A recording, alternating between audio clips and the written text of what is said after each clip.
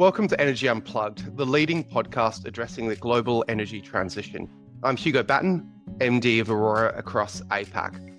We're delighted to be joined by today's guest, Declan Flanagan, CEO of Bluestar Energy Capital. Bluestar is a new global renewable energy investment platform focused on wind, solar, and storage. Declan's had a long and distinguished career in energy and renewable development, in particular, CEO of Ørsted, and then E.ON Climate and Renewables in the early 2000s, CEO of Lincoln Energy, and then EVP of onshore at Ørsted, amongst many other roles. This conversation will focus largely on renewable and storage development in the Australian and US markets. Declan, welcome to Energy Unplugged. Absolutely delighted you can join us. Thanks very much, Hugo. Happy to be with you. We're also joined today by Kimberly Liu, Aurora's research lead for US West. Welcome, Kim. Hey there. Terrific. So Declan, if we could start on Bluestar itself, my understanding of the logic is that, while there's a lot of green capital chasing renewable opportunities, there's a shortage of deeply skilled, experienced, patient renewable development teams to bring the right wind, solar, and storage projects to market. That's probably a gross simplification, but could you just talk us through the role you see Bluestar playing in the ecosystem? Well, before I jump into that, Hugo, just one small correction on your kind intro. I was actually CEO of Ørsted North America, because the one-of-a-kind Eddie O'Connor was the CEO of Ørsted, and Eddie sadly passed away last month. And it was through meeting Eddie 25 years ago that I entered the wind power business. So I don't think I'd be chatting to you on this podcast today if not for Eddie. So I just wanted to mention that. No, I read the obituaries. He sounded like an extraordinary character. So, look, your summary of Bluestar, very accurate summary of the sort of the founding conviction of the business. And I'd refine it a little, based on now coming up on 2 years into it, that it's very much a middle market strategy. There's always a need for true middle market developers. Now, middle market as a term means different things, different contexts. But I think of it in terms of developers, it varies by market, who are consistently bringing 1, 2, 3 projects to NTP year on year. They're really good at managing projects from mid-stage through to NTP. My view back in 2022 was that lots of markets were well served by small, early stage developers. There's various names they have in different markets, 2 guys in a truck, mom and pop shops, whatever. I think that sounds slightly pejorative. I think there's a huge and important role for small, locally clued in developers who specialize in bringing projects kind of to the mid stage. Okay, so the markets tend to be well served by entrepreneurial early stage developers, and then also by the large balance sheet players, be they public companies, financial sponsors, what have you. Think of the multi-billion-dollar balance sheet players. But a common theme was a underserved part in the middle for a few different reasons in different markets. And I would say 2 years in, I'm even firmer on that conviction. If we zero in on our business in the US, Nova Clean Energy, we've grown that to a pipeline of 5 gigawatts of wind, solar, and storage across multiple power markets. About 50% of that has come from acquisitions from the very small developers who had done great work, but had bought projects as far as they could do or often wanted to. But they were not projects ready for discussions with the large multi-billion balance sheet players. And I'd say without middle market players like Nova, these projects would be stuck. They either lack capital or lack relationships with the OEMs, lack understanding of the complexities of structuring long-term power contracts. In the US, understanding of the fast evolving tax equity market, what have you. And what we have a formula that we've now repeated in multiple transactions where we align interests between the seller and us as the buyer. It makes sense for us. I think in all cases, it's still a very, very good deal for the seller. So that's a model that we've seen work in Australia as well. And so that conviction of the middle market conviction of the formation of the company remains very firm. And what it's not, we're not looking to build multi-billion-dollar balance sheet asset owners in any market we're in. We're not looking to build Nova Clean Energy towards an IPO. Others are, particularly in the US market, and I applaud them for doing so. I wish them success. They'll become customers of Nova as they transition to the growth requirements of existing in the public markets. But ours is very proudly a middle market strategy wherever we're doing business around the world. No, it makes complete sense. And you've touched on it there a little bit in your answer, but it does seem like you've placed a real emphasis on a regional-based approach and region expertise. And John Feddersen, our CEO, talks about this all the time, but electricity markets and grids often are inherently local. You need teams that understand local supply chains and grids and the granular opportunities in the market. So that region-based approach makes sense to me. Is it also a bit of a reaction of some of the bigger guys you've been talking about there, where they have created global approaches, which in theory kind of helps with efficiency, but can create challenges when trying to execute on the ground, whether that's specific procurement rules or whatever it might be? Could you talk a little bit about the regional approach and I suppose how it came about? So it's actually not a reaction to something that we perceive the big guys have done wrong. It's really about two main things. The first is aligning the interests of management in the regional platforms, management incentive schemes. I've seen so many instances where global incentive plans feel that one geography feels they're subsidizing the others, or one geography is perceived to be dragging everyone else down. That even happens at Aurora sometimes. John Feddersen will be chuckling as you say this. It's a common malady in all types of businesses. So we're trying to eliminate that. This is a hard business, and we want to eliminate, any sort of distractions that are taking up any unnecessary energy. And that's one I've seen time and time again. So we feel we've eliminated that by the separate businesses and separate incentive plans. The second is a pretty firm view that the world is not looking for a new global IPP. I think there's a lot of appetite for large IPPs, public markets, US focused and European focused, but a global IPP, I'm not so sure. And that would then translate as we bring in more capital, as we grow our platforms. And I've seen this as an investor as well as someone raising capital, where we see a business that we like what they're doing in one market, but not in another market. Some investors want exposure only to the US. I think that's increasingly common. Obviously, you've got a very sophisticated investor universe in Australia. By setting up individual businesses in each market, we can bring capital directly where it wants to invest and not have a situation where you're dealing again with any noise where an investor really likes 80% of the strategy, but really doesn't, is nervous about 20% of the strategy for whatever reason. So those are the two big rationales, I guess. Incentive for the people on the ground driving the business and ease of raising capital. Actually, procurement, as you mentioned it, is one area where BEC, the Topco, the holding company, I feel we've actually been a big assistance to our platform companies. Myself and Neil O'Donovan, my partner, president and CEO, and long-term business partner of mine, we've got decade-long relationships with all the OEMs that we can provide that benefit of those relationships to our regional platforms. So procurement as well as legal, HR support functions at Bluestar Topco is something I think has worked quite well in the operating model. But it wasn't a reaction to seeing those things done poorly, which I've certainly seen. That wasn't the sort of genesis of the structure.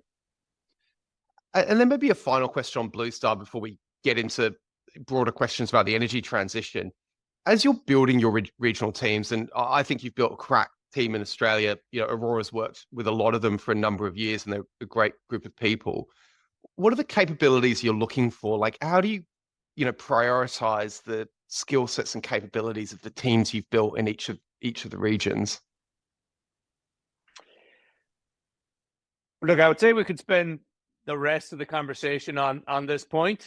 And look, we all know in any kind of business, getting the right people in the right seats and getting them all communicating in the right way is the hardest part. Look, so the most important thing is the culture fit. We try and spend a lot of time, particularly in a new market like Australia, just, getting to know people, getting to know the market, getting to understand the culture fit as applies in Australia. Slightly different because the market is different and the culture is different than in the US, etc. So trying to understand, as I always say, here in Australia, I've spent a lot of time hopefully now getting to the point that I know what I don't know about Australia and getting to understand how business gets done there. And then that helps get the right fit. I'm delighted with who we've been able to get on board in Australia. Steve Jackson in Sydney, that was clear to me from very early on, was just the right type of culture fit for us as an example. A few things I'd zero in on, on culture of the business. Someone who likes slides more than spreadsheets is unlikely to enjoy working here. We're more about numbers than stories. Someone who likes ribbon cuttings more than closing calls is unlikely to like working here. We're about execution rather than the sort of PR that comes later in execution. It's a very execution-focused culture, attention to detail, but be comfortable asking for help. This is such a fast-evolving industry. No one has it all figured out.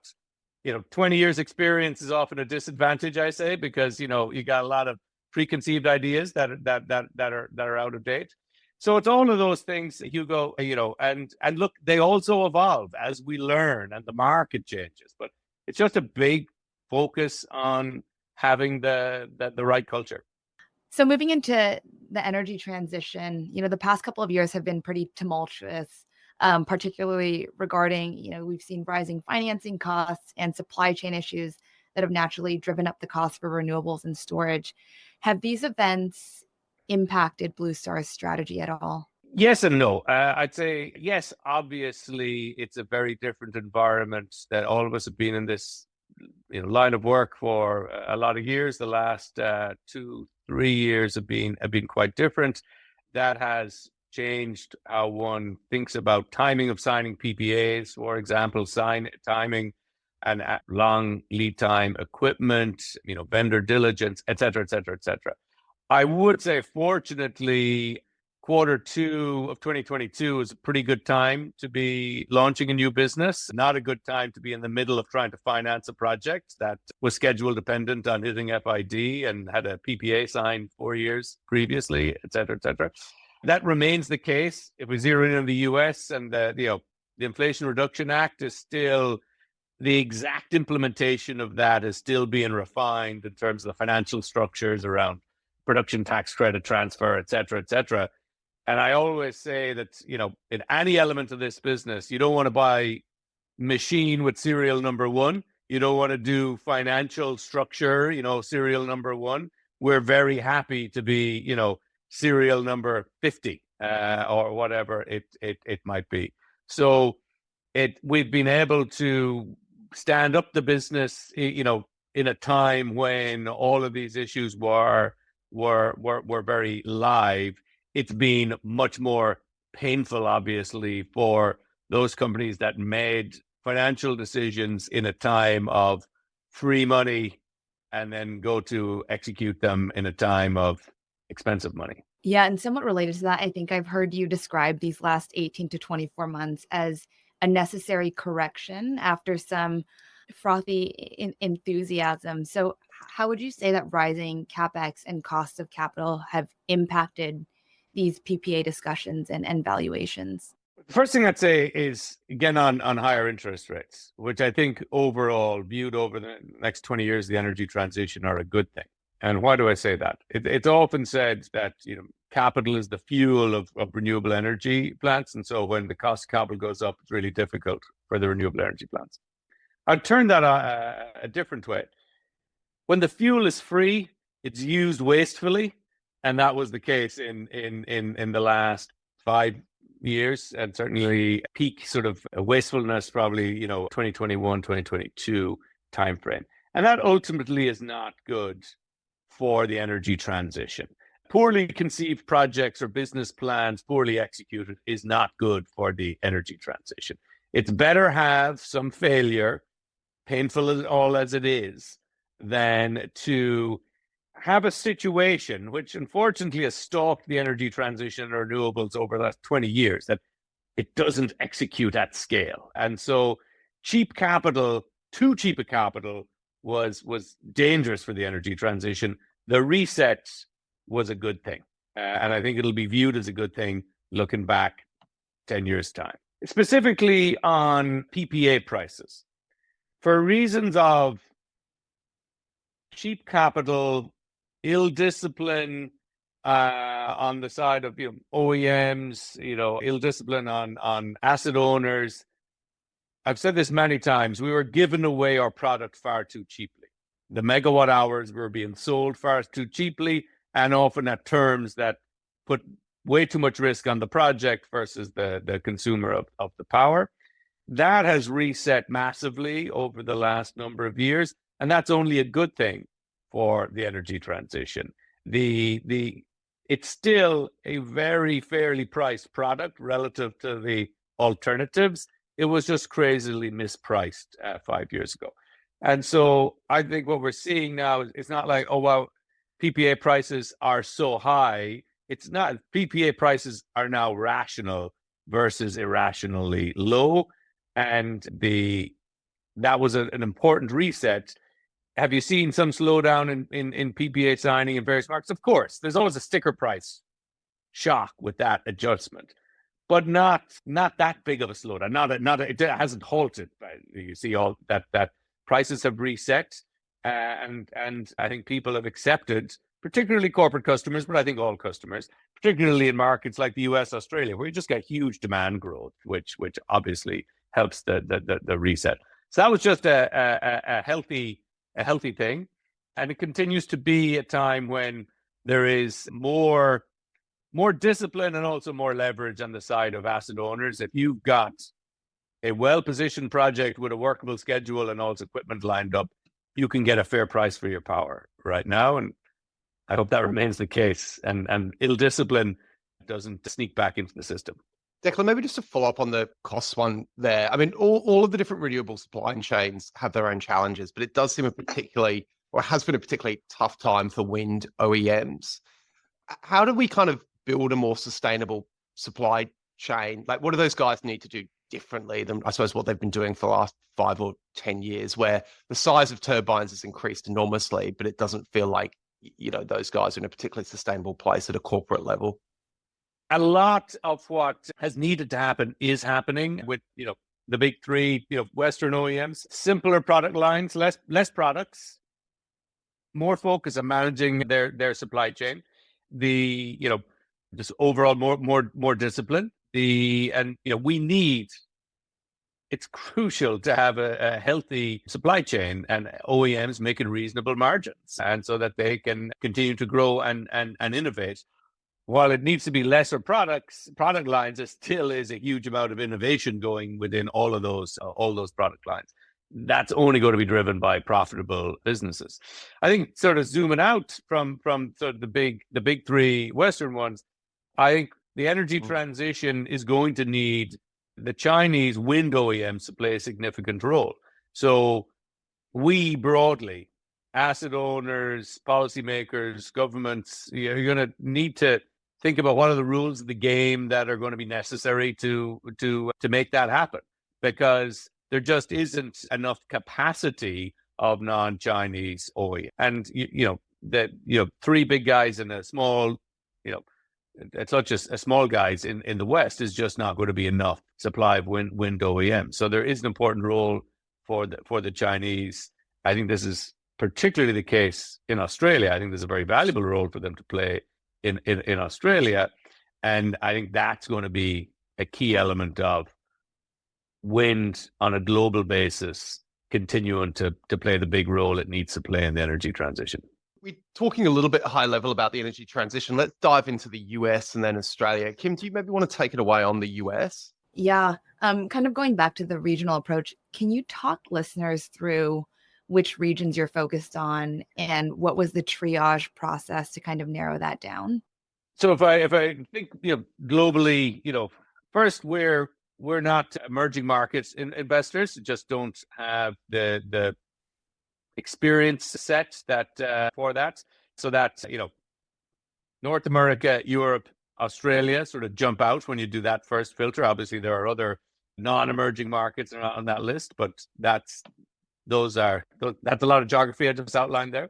The US is our home market. It has been, home for me for the last 20 odd years. That's my last two businesses, Connect Electricity North America, Lincoln Clean Energy, were US mid-market developers. So that's, 2/3 of what we do just for that reason alone. I would also say that the US, despite its myriad of challenges, remains the most attractive power market for the energy transition, and by some distance. And so the US was always going to be, there was never any question that would be the lion's share of our capital and focus.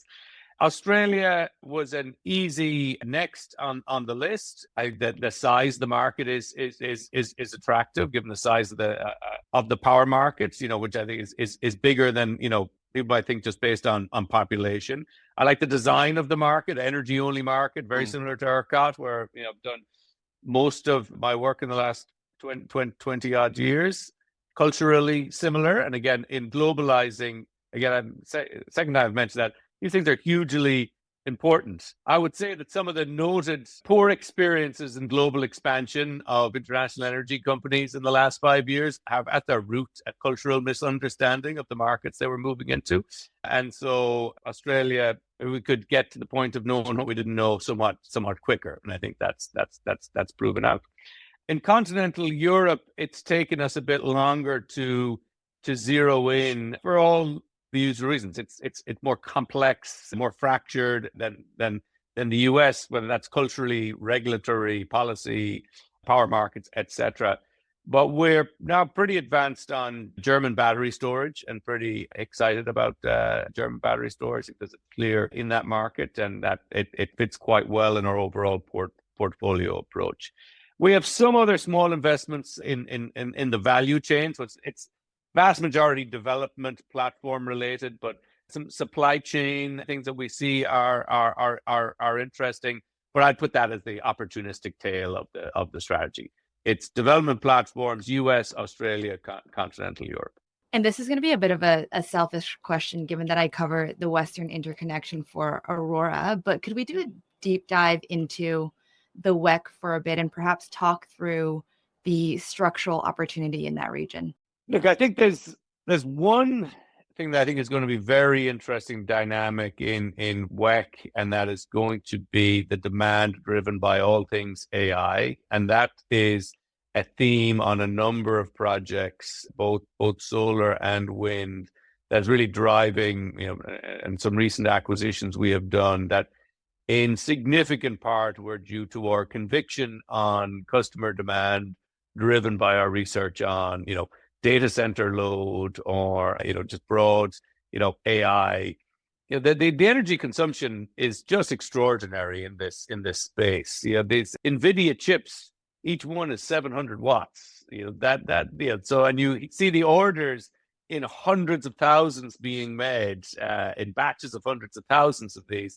It's going to be a pretty transformative, and a lot of WECC seems to be, ideal sort of high desert type environment for a lot of that type of application.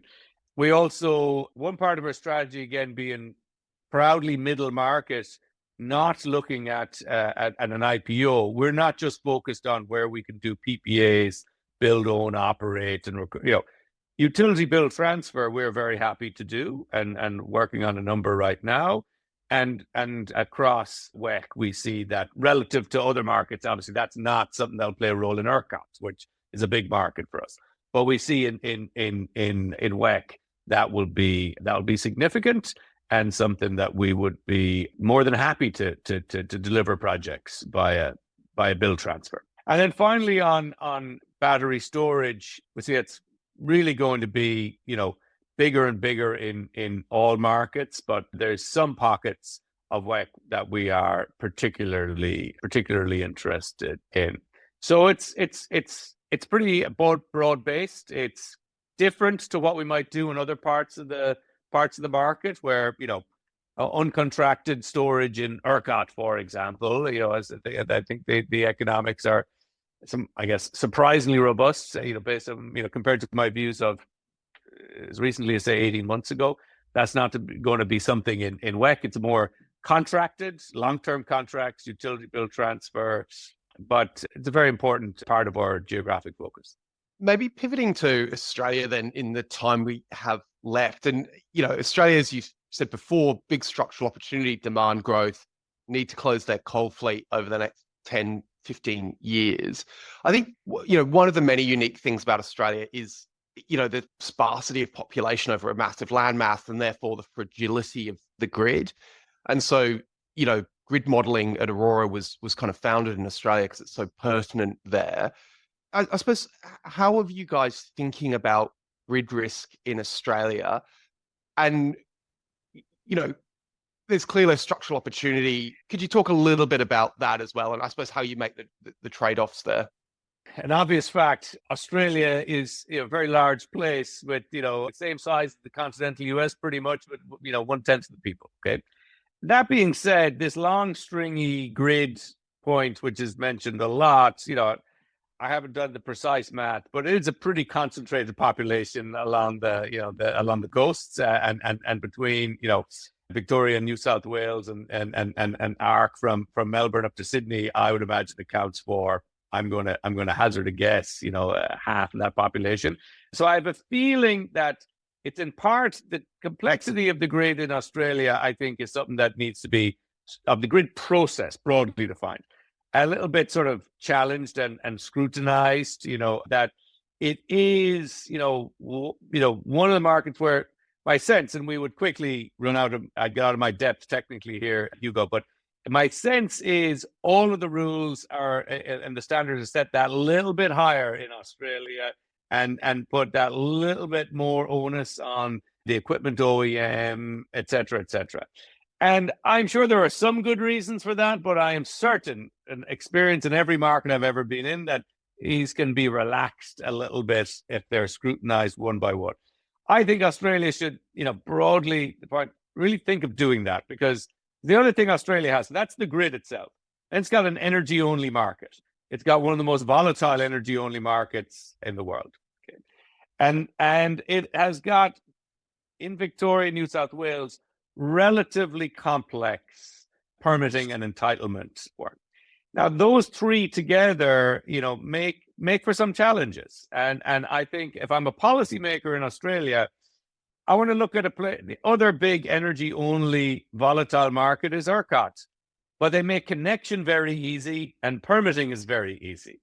And so their volatile energy-only market has been absolutely no impediment to an inflow of investment. People have worried about the missing money problem, as I'm sure you guys have studied in many different ways for years. It's never been an impediment to capital flowing and investing in, whether it's merchant storage, all the way back 20 plus years ago, merchant combined cycles, and right now merchant storage. Australia, there's a slight worry that the complexity of the grid combined with the complexity of the permitting timelines will slow down the movement of capital. Meanwhile, the retirement dates are staring in the face. Meanwhile, things like offshore wind are not going to be the solutions other than in very specific areas like offshore Victoria and nowhere else. And so I think as a policy matter, Australia should make the grid, look to see if the grid access can be made somewhat simpler, have as wide a variety of OEMs on the wind side as possible, because there is a risk of there being, too few suppliers for wind in Australia. So I guess I don't quite buy, it must be like this, is idiosyncratic to Australia. I think it could be made easier. It's a really good point. I mean, you can't make everything hard for developers, right? Like you need to make a couple of pieces easy. And it is interesting, the debate around wholesale-only markets as well. The Aussies have brought in what they're calling the capacity investment scheme to de-risk some new projects and in some ways stepping away from that very volatile wholesale market. And, sometimes the criticism I make is that politicians enjoy making big bang announcements around new auctions, but they don't enjoy doing the detailed grid connection and planning reform that is actually often the bottleneck. But I think the Aussies are getting on top of that as well. So yeah, there's certainly different pieces here. It's certainly not just about the grid, as you say. I totally agree with this point, by the way, Hugo, that, sensible incrementalism is one of the most important things in the energy transition.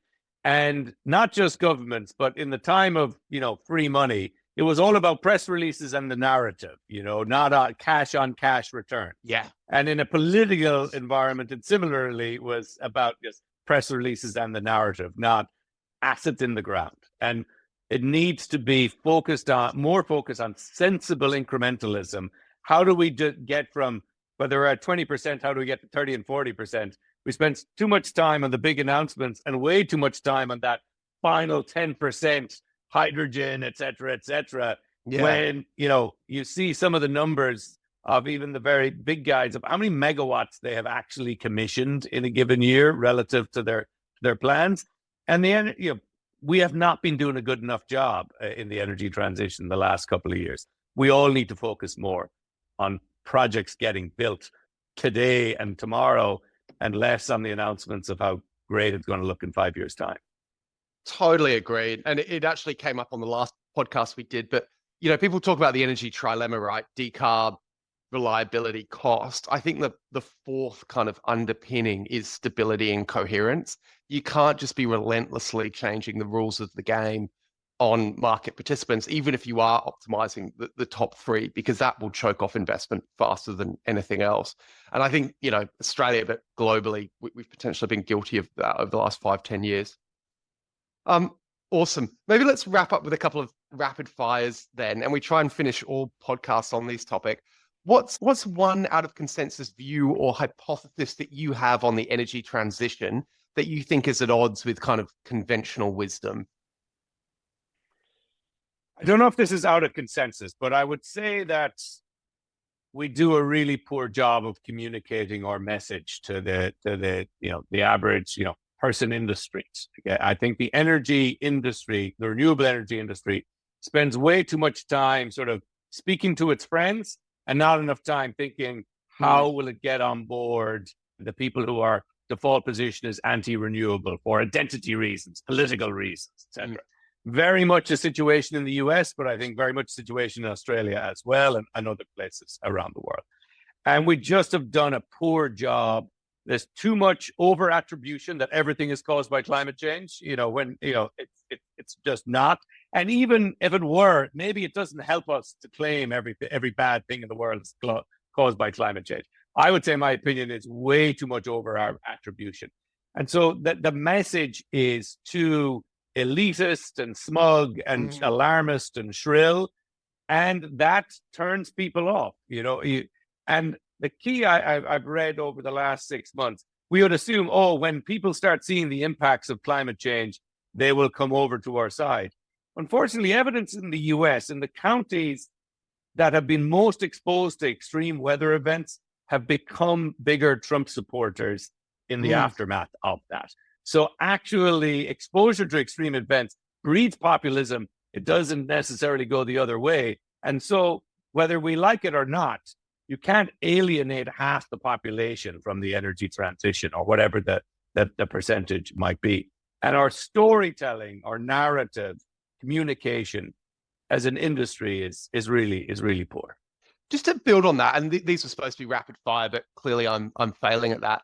What do you make of the argument? Because this is one I've made in Australia, that I think we were too simplistic in the way we told the story of the cost of the transition. The argument was the LCOE of renewables were coming down, electricity would be free, everything would be awesome. And I think that led to some of the PPA, declines that weren't sustainable that you saw.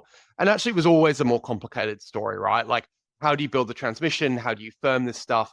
Wholesale costs might be lower, but there'll be other parts of the builds that are more expensive. Do you think that's a fair criticism of the comms around the energy transition, or is that just too subtle a debate to ever have with the general public? No, look, I think that's a subset of the problem. I think, I'd put it a slightly different way, Hugo. Electricity is, complex, and it's not really readily, sort of distilled down into sort of, useful sound bites. And so the renewable energy industry just all the time waved the flag. Look how cheap we've got. Look how cheap we've got. I mean, the one I always focus on is some solar project in the Gulf selling its power at $12 a megawatt hour, and it was like this was supposed to be something to celebrate. I mean, this is the craziest thing I've ever heard. Giving away a product that's worth multiples of that. So I think that was part of the somewhat low confidence of the renewable energy industry, that it kept thinking that it needed to show it could get cheaper and cheaper and cheaper, rather than focus on the value of the product. So I think that's one sort of subset of the overall problem. I think it's kind of multifaceted. I'm starting to see some of the CEOs of some of the big energy companies who have more responsibility to be the spokespeople on this.